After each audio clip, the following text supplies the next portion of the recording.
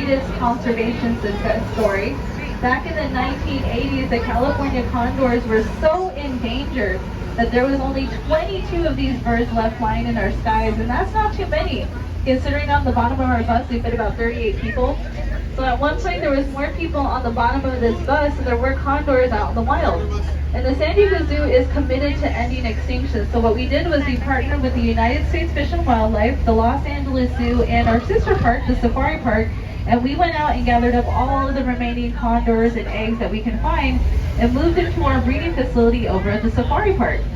And we had a lot of success with our breeding program. We've helped to raise over 150 condor chicks, helping bring those numbers from 22 to over 500 and counting. And many of them have been released back out into the wild today.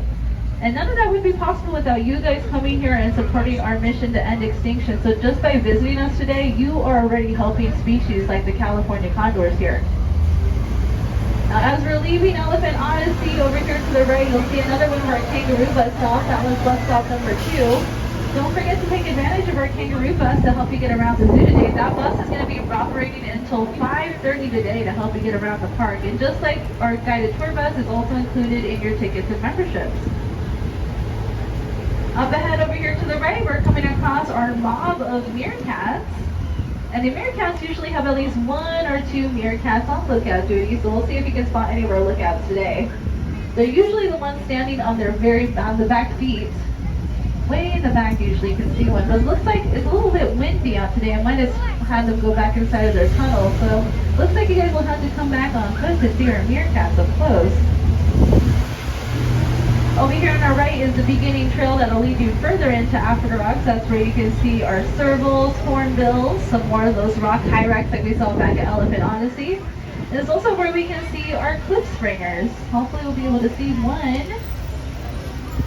In this exhibit we have our cliff springers, dwarf mongoose, and rock hyrax. So if you guys want to see some more of those little baked potatoes that we saw at the beginning of Elephant Odyssey, you can come back here on the walking path and see them a little bit better up close.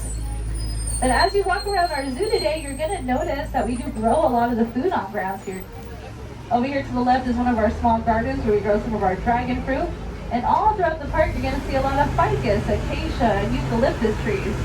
Every week, our horticulture team cuts about 2.5 tons of browse every week for animals here at the zoo and safari park.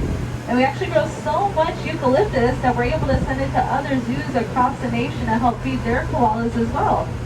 And for those of you that are really interested in learning more about our plant species here at the zoo, we do offer self-guided botanical tours every day. All you have to do is head over to guest services back at the main entrance of the park and pick up some of our pamphlets for our many gardens here at the zoo, like the one over here to the right, which is our Africa Rocks garden. And this trail features a lot of rare and endangered plants from Africa and Madagascar. We also have a pamphlet for our carnivorous plant garden that we saw over by Elephant Odyssey, so you can see our sundew plants, pitcher plants, and Venus flytraps. And for those of you that are members and are able to come back on the 3rd Friday of every month, that's the day we have our Botanical Bus tour, and that's also the day we open up our orchid house, so you can come in and see over 100 different rare and exotic orchids. And many of those plants inside the orchid house are just as rare and endangered as the animals that live here at the zoo. Over here on our right, we're passing by the urban jungle. We don't cover that part of the zoo on the tour, but I like to point it out just to help you guys map out your day when you're on foot. That's where you can catch bus stop number 1. That's the closest stop to the main entrance. And inside that cul-de-sac is where you can see our koalas, giraffes, and our cheetahs.